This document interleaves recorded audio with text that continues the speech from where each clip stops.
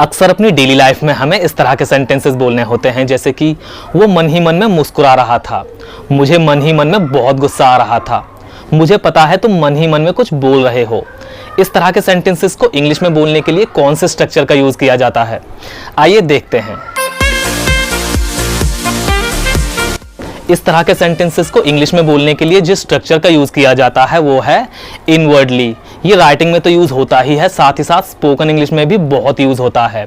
Inwardly का मतलब होता है मन ही मन में या फिर अंतरात्मा में। आइए इसको यूज करने का रूल देखते हैं। इसके रूल के लिए सबसे पहले बोला जाता है सब्जेक्ट और उसके बाद हेल्पिंग वर्ब। हेल्पिंग वर्ब के बाद बोला जाता है इनवर्डली। इनवर्डली के बाद मेन वर्ब और लास्ट में ऑब्जेक्ट। हेल्पिंग वर्ब और मेन वर्ब ये दोनों टेंस के अकॉर्डिंग कोई भी हो सकती हैं। वो मन ही मन में मुस्कुरा रहा था, ही वॉज इनवर्डली स्माइलिंग। मैं मन ही मन में गुस्सा था, आई वॉज इनवर्डली एंग्री। मुझे मन ही मन में गुस्सा आ रहा था, I was inwardly getting angry. मैंने मन ही मन में भगवान से प्रार्थना की, आई इनवर्डली प्रेड टू गॉड। वो मन ही मन में बात कर रही थी, शी वॉज इनवर्डली टॉकिंग। कई बार अपनी डेली लाइफ में हमें इस तरह के सेंटेंसेस बोलने होते हैं, जैसे कि काम का क्या, तुम्हारी पढ़ाई का क्या, पैसों का क्या, पार्टी का क्या, क्लास का क्या। इस तरह के सेंटेंसेस को इंग्लिश में बोलने के लिए कौन से स्ट्रक्चर का यूज किया जाता है, आइए देखते हैं। इस तरह के सेंटेंसेस को इंग्लिश में बोलने के लिए जिस स्ट्रक्चर का यूज किया जाता है वो है what about. What about rain? What about all the things that you said we were to gain? What about love? What about love? What about our promises? अगर आपसे कोई कहे कि घूमने चलते हैं और आप कहें कि काम का क्या, पढ़ाई का क्या, क्लास का क्या, उस सेंस में व्हाट अबाउट का यूज किया जाता है। आइए इसको यूज करने का रूल देखते हैं। इसके रूल के लिए सबसे पहले बोला जाता है व्हाट अबाउट और उसके बाद नाउन। अगर नाउन की जगह कोई वर्ब है तो उसको आईएनजी के साथ बोला जाएगा, जिसे जेरेंड बोलते हैं, और उसके बाद लास्ट में ऑब्जेक्ट। मीटिंग का क्या, व्हाट अबाउट मीटिंग। तुम्हारी पढ़ाई का क्या, व्हाट अबाउट योर स्टडी। मेरे पैसों का क्या, व्हाट अबाउट माई मनी। उस क्लास का क्या, व्हाट अबाउट दैट क्लास। हमारा क्या, व्हाट अबाउट अस। खाना खाने का क्या, व्हाट अबाउट ईटिंग फूड। उस ड्रेस का क्या जो तुम दिखाने वाले थे, what about that dress you were about to show. अगर हम हाउ अबाउट की बात करें तो इसका यूज सजेशन देने के सेंस में होता है, जैसे कि बर्गर खाना कैसा रहेगा, हाउ अबाउट ईटिंग बर्गर। आज मूवी देखना कैसा रहेगा, how about watching movie today. अजीब इत्तेफाक है कि हम फिर से मिल गए, अजीब इत्तेफाक है कि वो अभी भी जिंदा है। अजीब इत्तेफाक था कि मैंने उसे 4 बार देखा, क्या अजीब इत्तेफाक है। इस तरह के सेंटेंसेस अक्सर हमें अपनी डेली लाइफ में बोलने होते हैं। इनको इंग्लिश में बोलने के लिए जिस स्ट्रक्चर का यूज किया जाता है वो है स्ट्रेंज कोइंसिडेंस। स्ट्रेंज कोइंसिडेंस का मतलब होता है अजीब इत्तेफाक। अगर आपको बोलना हो अजीब इत्तेफाक से, जैसे कि हम अजीब इत्तेफाक से मिले थे, तब आप बाय अ स्ट्रेंज कोइंसिडेंस का यूज करेंगे। बाय अ स्ट्रेंज कोइंसिडेंस का मतलब होता है अजीब इत्तेफाक से। आइए इन दोनों को ही यूज करने का रूल देखते हैं।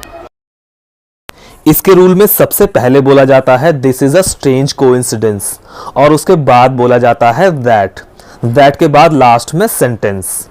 इसमें ये जो इज है ये हेल्पिंग वर्ब है जो कि टेंस के अकॉर्डिंग चेंज हो सकती है, जैसे कि was, will be, shall be etcetera. अगर आप पास्ट की बात कर रहे हैं तो दिस की जगह दैट का यूज कर सकते हैं, और ये जो बीच में दैट है ये ऑप्शनल है, आप इसको लगा भी सकते हैं और बिना दैट के भी बोल सकते हैं। अजीब इत्तेफाक है कि हम फिर से मिल गए, this is a strange coincidence that we met again.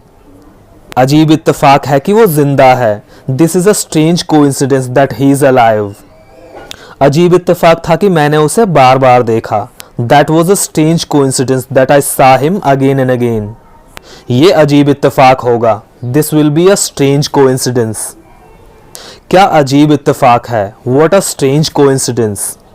यहाँ पर क्वेश्चन मार्क नहीं आएगा क्योंकि ये क्वेश्चन नहीं है, हम पूछ नहीं रहे बल्कि सिंपली बोल रहे हैं।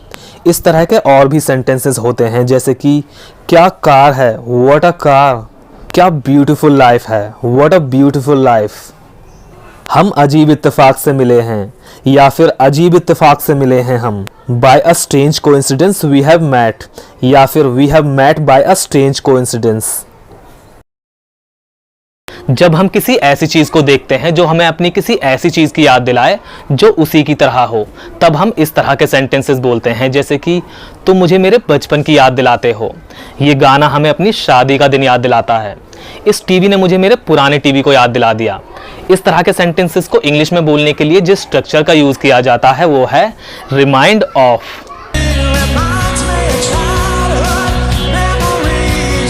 रिमाइंड ऑफ का मतलब होता है कि याद दिलाना या फिर का ध्यान दिलाना। Oh, he's so cute. He reminds me of my old dog Toomer. Oh. ये बहुत ही इंपॉर्टेंट स्ट्रक्चर्स में से एक है। आइए इसको यूज करने का रूल देखते हैं। इसके रूल के लिए सबसे पहले बोला जाता है सब्जेक्ट और उसके बाद रिमाइंड। रिमाइंड के बाद बोला जाता है ऑब्जेक्ट प्रोनाउन जैसे कि me, you, him, her, them, us etcetera, और उसके बाद बोला जाता है ऑफ। ऑफ के बाद लास्ट में बोला जाता है ऑब्जेक्ट। इसमें ये जो रिमाइंड है ये एक वर्ब है जिसकी फॉर्म टेंस के अकॉर्डिंग चेंज हो सकती है जैसे कि रिमाइंडेड, रिमाइंडिंग, रिमाइंड्स एटसेट्रा।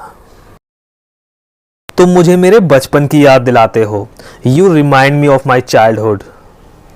ये गाना हमें अपनी शादी की याद दिलाता है, this song reminds us of our wedding day. इस टीवी ने मुझे मेरा पुराना टीवी याद दिला दिया, this TV reminded me of my old TV. उस दिन की याद मत दिलाओ या फिर उस दिन का ध्यान मत दिलाओ, don't remind me of that day. मैंने उसे उसका प्रॉमिस याद दिलाया या फिर ध्यान दिलाया, I reminded him of his promise.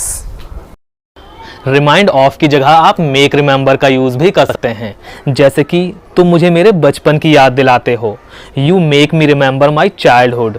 ये गाना हमें अपनी शादी का दिन याद दिलाता है, this song makes us remember our wedding day. इस टीवी ने मुझे मेरा पुराना टीवी याद दिला दिया, this TV made me remember my old TV. Remind of और मेक रिमेंबर इन दोनों का सेम मीनिंग है। तो गाइज आज की इस वीडियो में बस इतना ही। आई होप कि आपको वीडियो पसंद आया होगा और आपको इन सभी स्ट्रक्चर्स का यूज अच्छे से समझ में आया होगा। अगर आपको कोई डाउट हो तो आप कमेंट करके पूछ सकते हैं। तो मिलते हैं अगली वीडियो में एक नए लेसन के साथ। Till then take care.